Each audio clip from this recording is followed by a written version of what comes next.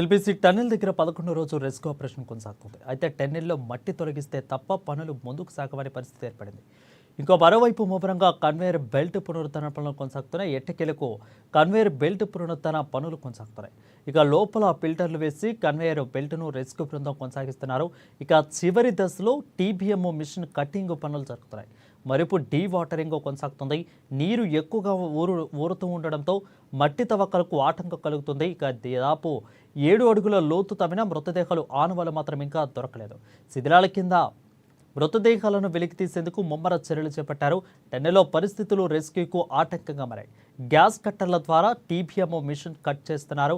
ఇక కట్ చేసిన భాగాలను లోకోఫైల్ ట్రైన్ ద్వారా బయటకు తరలిస్తున్నారు. ఇక టన్నెల్లో NDRF, SDRF, Singareni, rat hole టీంలు కూడా రిస్క్ నిర్వహిస్తున్నాయి. సిబ్బంది కన్వేయర్ బెల్ట్ను సరిచేసే పనిలో ఉన్నారు.